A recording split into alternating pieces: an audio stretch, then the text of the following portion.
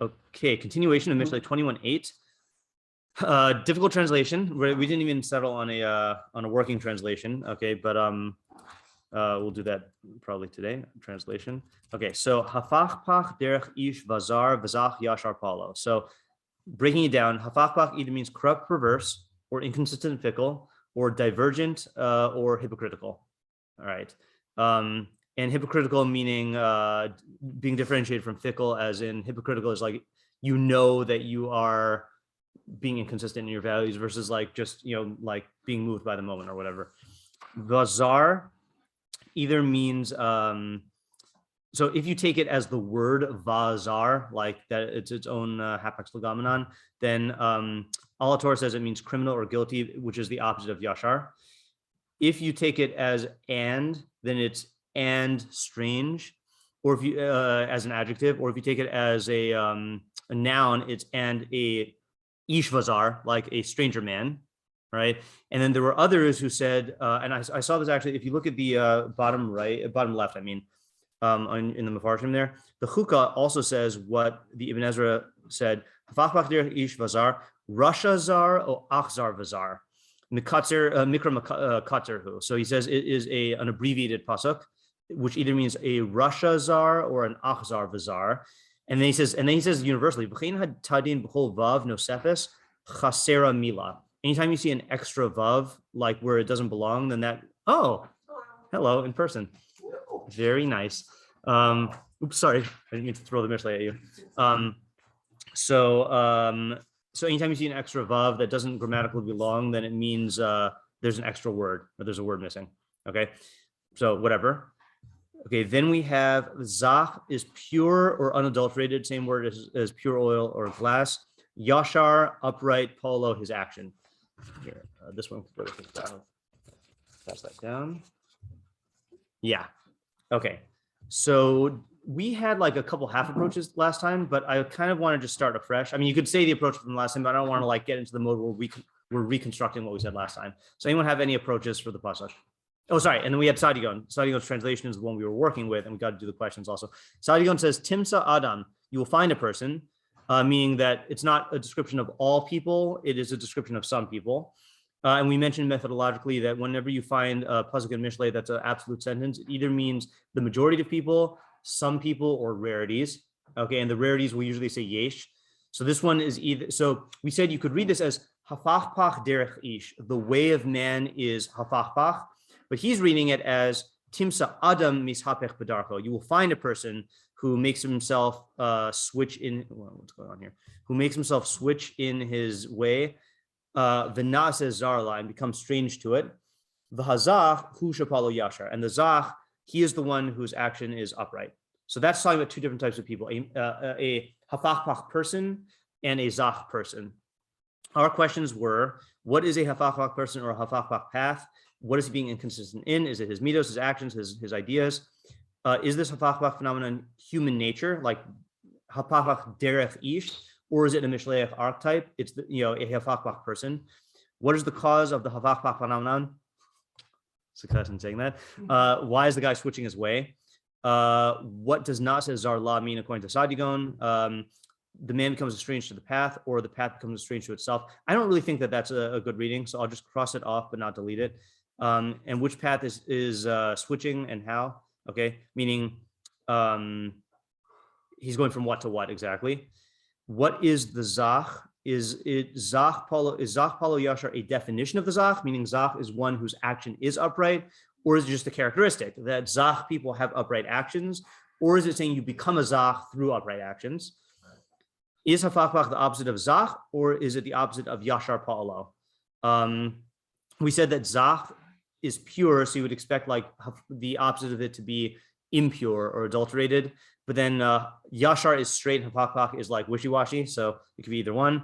And then who's the audience? What's the practical application? What does polo mean? Does it mean action? Does it mean work? What's the relationship between polo and derech? Okay, anyone want to propose an idea here? Yeah. I mean, are we set on the idea that hafachpach is talking about ish and not derech? We're not set on that idea. It could be either one. So if it's derech, could it be that that's like just a natural path of man Yeah. towards, Okay, so here's what I'd like to propose for how we do ideas here. We'll spell out the working translations for each idea that we explore so we can like keep our eye on the ball. So you wanted to say that this is which one? that the pasuk is directly stuff. The way of man is, and are we taking a stance right now on what hapachpach is? Like what? I don't think corrupt or just naturally leaning towards doing not good. Okay, so negative connotation. Inconsistent, right? Well, those are two different things, right? So do we want to take a stance on one or the other? I have an idea on inconsistent. Hold on a second. Translation 2. The way of man is inconsistent. Fickle. Yeah, inconsistent and fickle. I'm kind of treating as the same thing. Like you go back and forth. Were you leading into an idea, or you just wanted to? Oh no, so the way of man is, I guess, corrupt is what I would have thought. Yeah. And then I would say the pure person. Wait, what about the czar? Well, I thought, Oh, so meaning corrupt, meaning you're taking like corrupt and like bad, guilty, something like that. right. Yeah, corrupt and like whatever, wrong. Let's just say wrong. Okay, right. Again, we have a lot of leeway here. If you say Vazar is the only time in all of Tanakh where this occurs, then you could just say it's the opposite of whatever the second half is. So I guess I'll hear you out in the second half. I don't know. Maybe inconsistent makes more sense with and it would be the inconsistent way of man is wrong. Okay, so the inconsistent, let's just do this here. The inconsistent way of man is wrong. Okay. V'zach yashar palo. And the pure way is straightforward. Is straightforward. Here you go.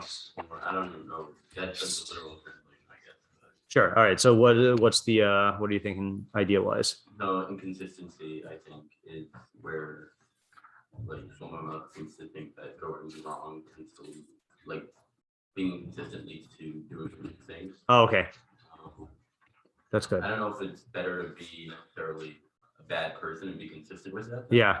So that's like kind of where I'm lost, but it seems that being unset on a certain set of values just seems to Yeah. be wrong. Okay. So that's a good idea, right? So the inconsistent way of man, havach derech ish, vazar, is wrong, right? Not again. We got to get out of mind that the vav is an and in that reading. Okay. So the inconsistent way of man is wrong. So could we just I think you're right, but could we elaborate on that? Like, why is it that if it's inconsistent, in what sense is inconsistency like across the board labeled as wrong? I think it's like an intuitive idea, but we should spell it out. Yeah. So I think like that question of how can consistency be good if what if you're like evil and consistently in that? Right. Consistent in that? Yeah. I think it wouldn't be actually. I don't think it would be evil. I think part of what evil is to do things for the way they suit you. And I think like if you stick to any path on like with integrity, even if it's not initially the right path. Yeah. If the reason you're sticking to that path is due to like an appeal to like the idea of truth in and of itself, which is why being consistent to it, that nature will like take you to see like, oh, okay, this path is actually inconsistent, or there's something inconsistent in this isn't truth, but I'm consistent in my desire for that, and so naturally I'm going to end up keeping on to where. So it's almost like, yeah, a person who's evil is inconsistent because that's why they're not in, you know. Wait, so are you agreeing with Ellie's reading, or are you disagreeing with it? And you can disagree with it, but yeah, I think ultimately agreeing with it, or at least I can work with it and say that just sort of like qualifying, and I would to that question that you brought up about like, because he said I'm not sure what that says about the person who's consistent and evil. yeah. So I'm saying in that way, I'm like, I think it still works because you don't have to worry. I don't think you would. That would be a question. That's not Okay, so let me. I hear the approach you're taking. In my mind, your approach is different than Ellie's, so I just want to explore Ellie's. Can anyone think of the one place? I don't know if it's the one place in Tanakh, but one famous place in Tanakh where the Navi outright says it's better to be consistent and evil than inconsistent and good. Yeah. So then inconsistent. Sorry, not inconsistent and good, but then inconsistent. Har Carmel, right? Eliyahu and Har Carmel. Yeah, right. So he says, how long Ad masai atem poschim al shtei seifim. How long are you going to jump back and forth between two fences, or on either side of the fence? Right. If Hashem is God, go after him. If Baal is God, go after him. And so I always imagine, like, can you imagine like an NCSY advisor telling kids, how long are you going to be like on the fence? If Torah is true, follow it. If not, just don't follow it. So obviously there are places where inconsistency is better than consistency, right? Like we would say that. Sorry, there's better places. I don't know what I said, but there's places where inconsistency is better than consistency. But he's not saying that. Eliyahu is not saying that. Where is that? So I had a. Was kind of consistently evil, and he's kind of considered to be like one of the worst people. So yeah. Like So the Gemara we did on Sunday. Yeah. One of the Gemaras was saying how Olam Hazeh was created for Achav, Mhm. and Olam Haba was created for where the something I'm that saying the outcome, your outcomes can be consistently evil. Like what your consequences of what you're doing is, yeah, for sure can be consistently evil. I think that's obvious. I'm saying your approach and how you do things, well, is not always for the same. Like people who are usually going out for themselves, which is why they're evil, are going to pick and choose when a certain rule applies and when it doesn't. They're going to be corrupt. They're not going to. You can't trust them. So that's like. Their approach is inconsistent, right? And so, but the outcome, of course, and as far as that, like that. You want me to answer your first question that you just asked me first before you go on? Yeah. So you asked me the question: when is being consistent better than being inconsistent? Yeah. So I'd say that. So I had one of my high school rebbeim, Rabbi Paul, used to say, when it comes to doing tshuva, then hypocrisy is okay, or hypocrisy is a good thing, which means that if you are in a bad state and you are trying to improve. It's insane to say, well, I'm not going to only do good some of the time. Like, no, of course, like do as much good as you can, but now I want to go back to, we got two things tabled from you now. I just want to make sure that we explore this approach. So what did Eliyahu Hanavi mean when he said it's better to follow Baal 100% than to follow both Baal and Hashem? So in what framework is that? Is that true? Well, it's impossible to follow God and nothing else. Like, yeah, why? Right. Trying to follow two, right? God is just exactly. So when it comes to truth, then like you cannot have a contradictory position. I mean, you can think you do, but you cannot hold by. So either Hashem is the only God and all the other gods are false, or Baal is the God. So for people to be in this position where they convince themselves that they believe in Hashem and worship Him and Hashem Echad and Ein Roy Labo Zulaso, and then also worshiping Baal, that is the inconsistent position. In action, then inconsistency can be okay, right? So now let's go back to what Ellie was saying. So I think, we're working this out. This is not me saying what you're saying. This is me like how my mind responds to what you're saying here is like, if you are committed to an inconsistent value system, then there's a problem there. Meaning if in your actual value system, then there are contradictions, then that is going to lead to, it's either going to be wrong or lead to wrong. I don't know exactly how I want to take it yet. And a hallmark of the pure path is that it is maybe straightforward is not the best thing. Or wait, sorry, maybe can we say it the other way? And the straight path is pure. Does that work better? The upright path is pure. Are we taking Paul over this path? Just a second. Oh yeah, sorry. The upright course of action. Nice, right? Is pure without inconsistencies. Yeah. And I'm taking this as, again, zach, meaning free of adulterants, right? So like free of inconsistencies. So like, in other words, if a person says, look, I don't yet have life figured out, so I'm like in between two things. So then he's at least acknowledging that he is that he doesn't quite have a value system. But if a person is claiming to be doing the right thing, but he has internal contradictions, so then that's a sign that there is something that's wrong there, So let's hold on just a second. Let's elaborate on this and take that to a practical thing. So the inconsistent way of man is wrong, which means that if you are embracing a value system or philosophy of life with contradictions or internal inconsistencies, then that is definitively wrong, because reality has no contradictions, right? Reality itself, I mean, I know, like, if you talk to Rabbi Zimmer, you might disagree, but I'm not speaking from a perspective of physics, okay? But reality has no contradictions, and therefore, if your philosophy of how to live life has contradictions, like baked into it, So then it has to be wrong.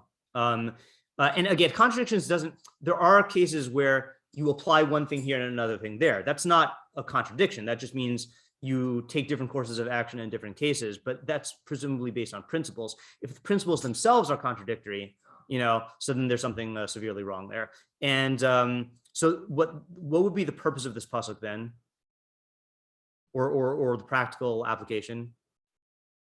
I would think it's somewhat of a positive reinforcement, in the sense that it's not really saying that you're Russia if you're consistent, but it's saying you're pure, you're good if you are of the go the straight way.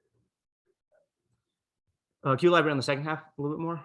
So it's saying that it is a good thing, you're getting benefit. Yeah. You're not really necessarily losing out on much by being inconsistent, rather, aside from being just like incorrect. Yeah. But like, it's not losing out, but yeah. It's not. It doesn't make you like Russia. Okay, it doesn't make you Russia, right? Really Right. saying it's like a lack of positive, Right. not less of a negative. Right. Okay. It's more gain from going the straight path, Mhm. loss going deep. Yeah. And then the second half is just Second half of the puzzle. yeah. So that's following the positive. Being consistent. Yeah, so I want to flesh this out just a little bit more in terms of, I feel like there has to be, like, we have an idea, and I get like the purpose being a positive reinforcement. There's something in my mind like I feel like it's not a chiddush at the point where we have it developed right now. So let's set that aside, okay? Did you want to explore any of the things that you were saying? There was your initial reaction to what Ellie was saying, and then there was something else you started to say that I cut you off on because I didn't want to get too far afield. I think, I don't know, maybe it was more, I think it might have been in response to the quote that you brought up. Yeah. With Eliyahu. Yeah. I think it's like, even in that, it's like, it is better to go, it really is, it is better to follow ball, because like, it's like, anyway, it's the same thing with like science or anything else, like whatever theory you believe in, the only way to really like test that theory is you have to like commit to that theory. Right. Yeah. Just to piggyback on that for a second, I remember Rabbi Che gave a share on that Eliyahu and Har Carmel, and that's what he was saying, that that if you fully embrace the doctrine of Baal, so at least you are like training your mind to act on a consistent worldview, and that person is in a far better position to be able to do tshuva and to actually worship Hashem than the person who is just stuck in a contradiction. Yeah. So I would say like there's like two pretty good examples we have that Torah, which is like Yitra and Bill. Like they both were pretty like high up there in like the Avodah Zarah world. But you get a sense from Yitra that like he was in a certain, I mean, it had to be in a certain, like the essence of who he was filling out the role that he thought he was supposed to fill to the best of his abilities, and only when something more true appeared, before him that he could figure out how to, engage with. Mm-hmm. He didn't say, "Oh, well, he already knew about it." Like, okay, maybe so, but he didn't have like the I don't know, like the proper interface with him until Moshe came along. Mm-hmm. Whereas like Bilam, like literally, like in some ways actually understands even better like how Hashem works, but he tries like make the mechanism of in a certain way, but or at least how he relates to the world, but he doesn't understand the reason, and therefore that perverts everything else, and so he can even distort his understanding of the mechanism and say, oh, here's what we can do. We can use God's like way of dealing with us in a way to hurt the people that he cares about, which is like that's a huge contradiction. Right. It's like, well, why would you want to do that? Right. Yeah, that's a good example. Yeah, David. Just a thought, also bringing it to a little more to practical things. Yeah. I think there is a halamina that someone could have, that you can be inconsistent and try to always like glean the best from both the two things. I think it's also right from the Eliyahu and Har Carmel. But I do think that people, and then every time if things don't go well, someone will just say, oh, that's because like I still got the best of the two and there wasn't anything that could have come from either. But there is a thought that being consistent is actually going to get you somewhere. but it's not actually going to get you somewhere. And then from some of the ideas we're talking about. Okay, so this is an interesting thing, right? Is the that we kind of touched on this. When did we touch on this? Oh, yesterday we also quoted the thing about learning from different people, right? And then that was a reference to something before. This has been a theme. So like, what is the difference between that kind of inconsistency that the pasuk is, saying this about, and the loman mikol adam of like taking the best from everyone? Because in a sense, that's also inconsistent. Loman mikol adam is saying, I'm not going to discriminate when it comes to where I get the good from. Okay, right. The rule is It's really following truth. Yeah, right. Okay, good. So that's the difference, right? So then the person who's inconsistent, who is trying to take the best from everything, so isn't that also following a consistent principle of pragmatism, utility? Right. I guess the difference is the outlook on what's best for you. If it's truth, then you're gonna follow. You're gonna take the best for everybody in a low inequality way. Mm-hmm. But if it's just like pragmatism isn't always the best thing. Not to say that. Oh man. And therefore, if you have your outlook on, I'm trying to think of like the example. Example is like the fields, right? Yeah. It's much harder. It's like a broken clock, right? I mean, there's going to be some overlap sometimes, or even an inconsistent, method. That's kind of the nature. That's the whole, like, that's what's enticing about the inconsistent thing. Every once in a while, it has some times where like it. But that's not the kind of inconsistency we're talking about right now. What you're talking about is when you look for the best in everything. Yeah, that's not a. From one thing to yeah, right. That's a different kind of inconsistency. Okay, what? That's saying that I'm going to look for the best in everything, and I'm going to take that and apply it. That does. I think that's good. Yeah. So that's why I'm asking. What do you think is bad about that, or would you say that that's not what this means? And if it's not what this means, then what does this mean? Yeah, Jakob. Well, I guess like you're saying, you wouldn't call it inconsistent if your application to different things follows a universal set of principles. That's just a system now. Right. It's not consistency. Consistency has to be that what determines what you're doing is based on whim. Okay, not right. like a systemized set. So I think that's the difference, right? So meaning pragmatism is consistent. You can argue whether pragmatism is good or not, but what we're talking about is whether it's consistent. Yeah, right. So if you are just one day you are in the mood to be a philosopher, so you like dabble in Socrates, then the other day you're like, oh, I want to feel like I'm whatever progressive, and so you like dabble in Reddit. I don't know. Yeah, nihilist, right? So like that really is just like based on mood or whim. I want to just because we only have 20 minutes left, and I'm not going to share the rest of this week. I want to explore two approaches.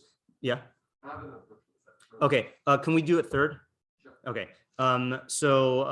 This first approach is kind of a half-baked approach, which I got on the way here, so I haven't developed it yet.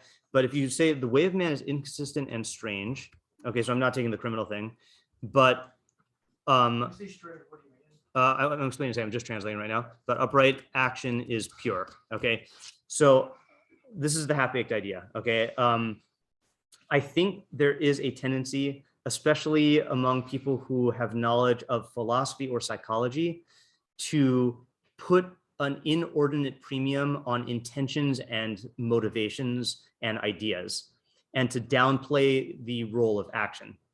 Okay, and I'm not saying that intentions and philosophy and motivation don't matter. They do matter, but I think it is easy to lose sight of that. Okay, and so what I want to say is like this: is that like when it comes to many areas in life, and I'm going to leave that vague, the main thing is that you actually do the right actions, and the action itself has a purity in it.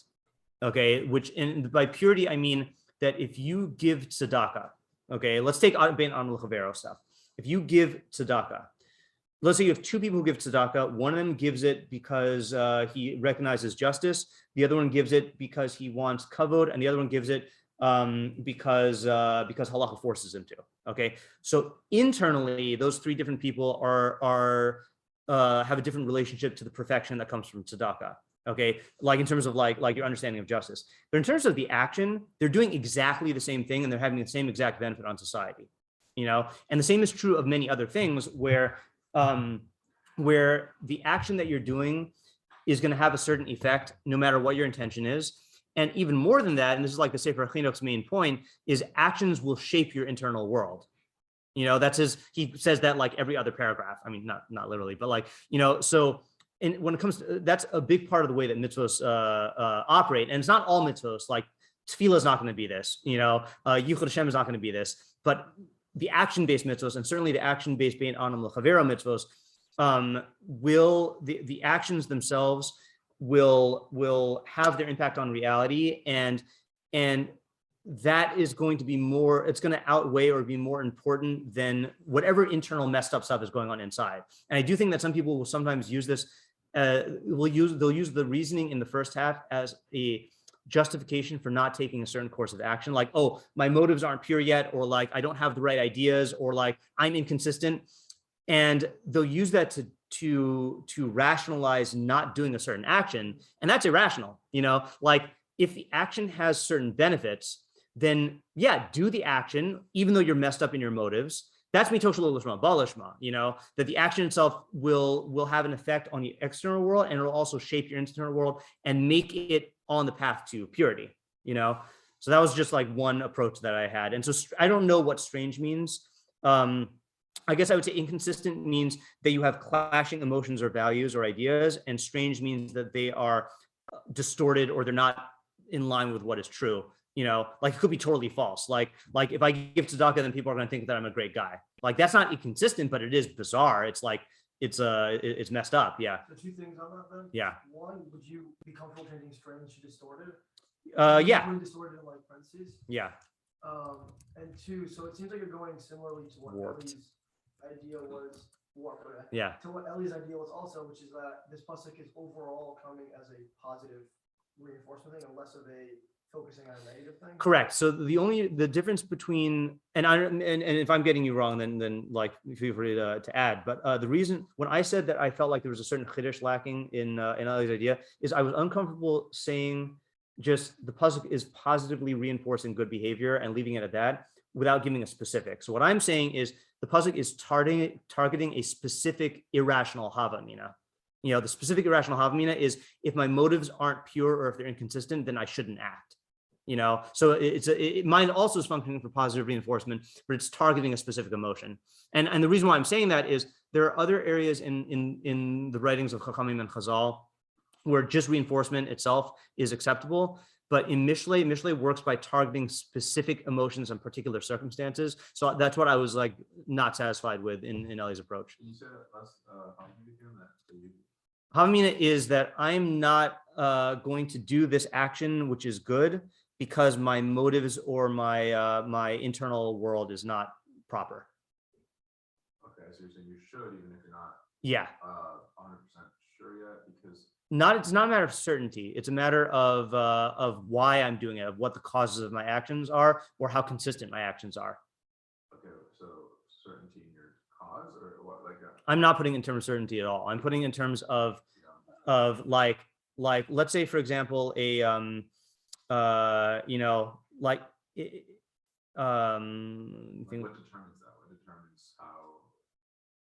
I'm just trying to understand. It could be a number of things. I mean, it could be certainty. I'm just not limiting it to that. For example, like there are like I especially noticed this when I was teaching high school, is like there are students who are not religious, but are interested in ideas and will be totally willing to just be involved in learning because they're interested in ideas. And then there are other students who will say like, well, I'm not religious, so like I can't be involved in that. And like part of them will be drawn to it, but then they'll like shut it off because that's not their identity. Like, they feel hypocritical. Right. Yeah. And that's exactly the type of hypocrisy that he's saying should not prevent you from acting when the action is good.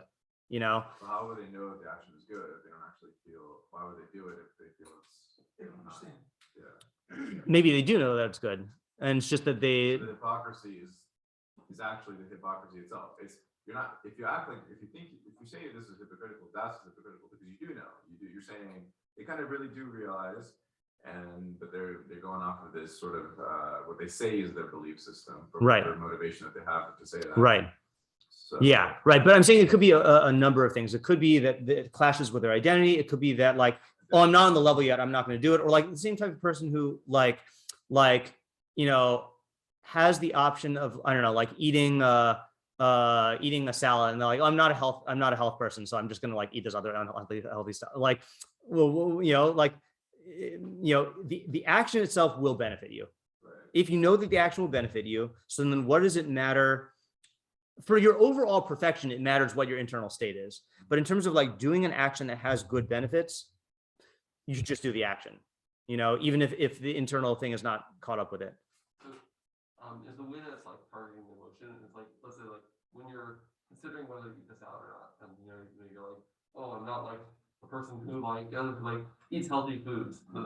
That's saying, the way of man is inconsistent and more like always. Yes, that's the sense of the first half, is that this is just like I saw Shadal say, like people aren't consistent. Yeah, right. I think this idea was inspired by Shadal. I don't think this is what he was saying. Derech rov bnei adam hu hafach pach bazar. The way of the majority of people is inconsistent and strange. Oh no, sorry, he says it differently. Never mind. So yeah, but that's how he says the first half, is that, this is welcome to the club. Welcome to the inconsistency club. We're all inconsistent. So like, don't withhold from that reason. Yeah. Are we saying on pach, that the hypocriticalness of it can be almost in like quotations, and it's not like in a like usually hypocritical is in a Judgmental, condemnatory, in a purposeful, intentional.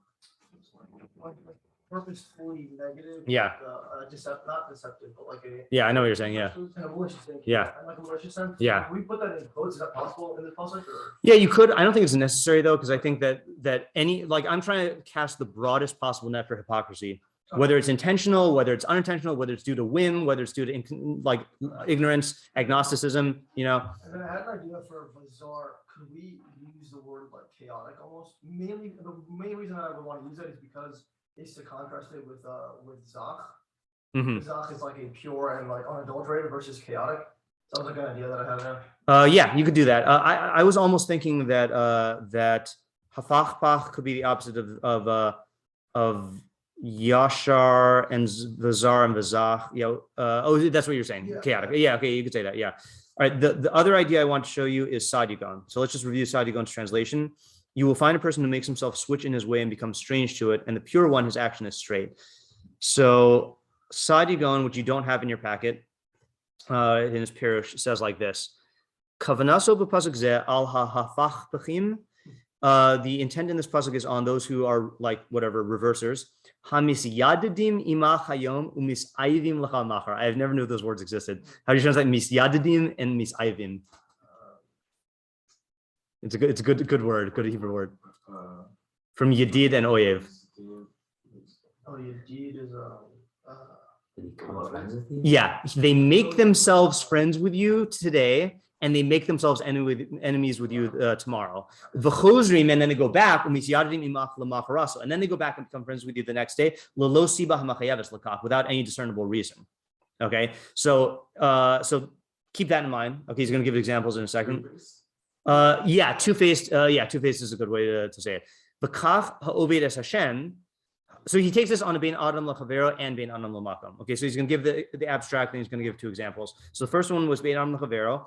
V'kach ha'oved es Hashem hayom umamre l'machar. So too one who serves God today and then rebels against him the next day. V'chozer v'ovdo mibli she'inasik mikol ra. And then he goes back and serves him again. I didn't quite get what this phrase is. Mibli she'inasik mikol ra. And the footnote doesn't lead anywhere. So I didn't quite get that. Okay, Kamo Shahaya Ose Shaul. So he's going to give two examples now. Shaul, Nishba Hayom Shalo Yagros David. So today he made an oath to not kill David. And then he goes after to chase after him to kill him the next day. V'shuv Kores Lo Bris Nosen Lo Bitachon. And then the next day he makes a covenant with him of peace. And then he goes back and tries to kill him. As you know, his reversals. And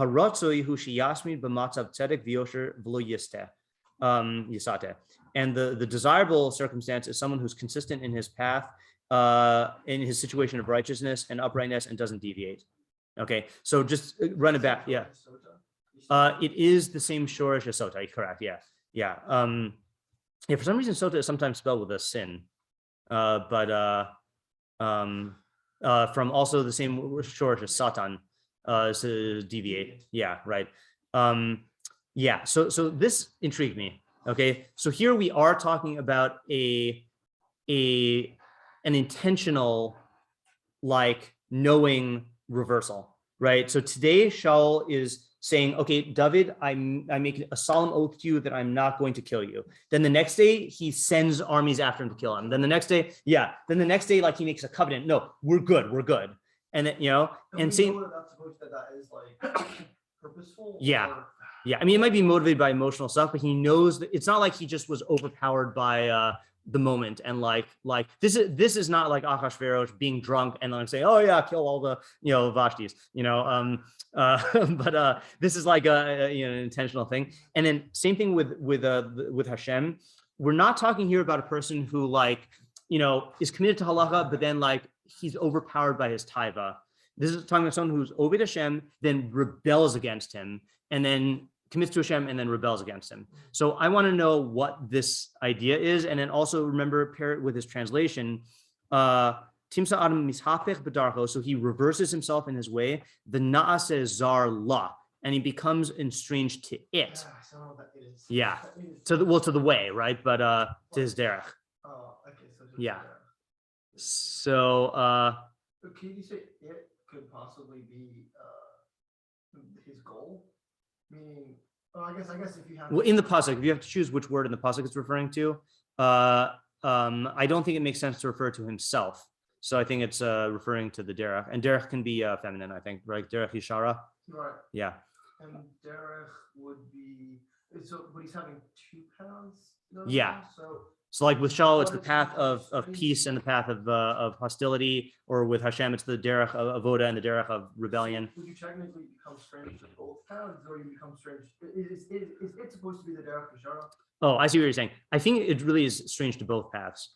Right. So right. But that makes it a little bit difficult because law would seem to signify it as in. No, whatever your derech is, you make yourself estranged to that one. So today you're making yourself estranged to the path of peace. Tomorrow you're making yourself estranged to the path of war. Today you're making yourself estranged to the path of avodas Hashem. Next year being, yeah. Yeah, you want to say an idea? Yeah. I think everyone to some degree has conflicting emotions and ideals. Yes. Like everyone has conflict about multiple things many times. Yeah. But it sounds like this guy has like a low self-awareness of his conflicting nature. Yeah. Like for him, he forgets the fact that he is in conflict, and whatever he happens to feel the most strongly, like that is his reality right now. Like that's the only thing, Yeah. The other thing doesn't exist almost. Right. Okay. So Ken and I took a different approach to that, or a similar approach to that. But tell me if you think this works out better with the intuitive gist that you're saying, and if it doesn't, then it might be two ideas. Okay. So what we wanted to say is that there is a type of purity that this guy is striving for. Okay. So he can't simply accept that. We want to say he does have self-awareness, that everyone has these inconsistent parts, right? But this guy is not comfortable with the fact that he has conflicting parts in him. So whenever he goes to one side, he feels the need to purge the other side and be like, that's not me. Like I'm not, like when he's serving Hashem, he completely denies and rejects the notion that he has this rebelliousness in him, and the opposite as well. In a sense, because Sandragon says he's like he rebels, like yeah, Mamre, right? He rebels. Yeah, exactly. I mean that is right. Exactly. Meaning it's not just the guy who is, again, who like says he's keeping kosher and then like every once in a while like cuts corners or whatever. This is a guy who is like religious, and then he's like, no, religion, like being religious is stupid. Like I'm gonna go like eat, drink, and be merry, for tomorrow we die. And then he like completely flips out to the other side. He's like, no, like that's like I'm done with that kind of life, So the thing is that's the thing that's in common between the two halves of the pasuk, is both halves of the pasuk are a striving for purity, okay? But the first guy is going about it in the wrong way by denying those parts of himself that are not yet on board, and he's never going to become actually pure. So how do you do it? What is the second half saying? What the second half is saying is you need to, in order to become one of the hallmarks of a zach, and also one of the path to the zach, is to oh, I lost the idea. Hold on. Let me say it not through the lashon of the pasuk first. Okay. How does this guy get to the correct path? First step is he has to be willing to accept the fact that he has these conflicting parts. Okay, he has to be willing to sit with them. Like I have in me desires to rebel against God, and I'm not going to deny that. And I also have desires to serve God. I'm not going to deny that. That's like the unstated middle. And then the path to actually becoming the zach is to, for lack of a better term, to maybe not lack of a better term, is to commit to the uprightness of action.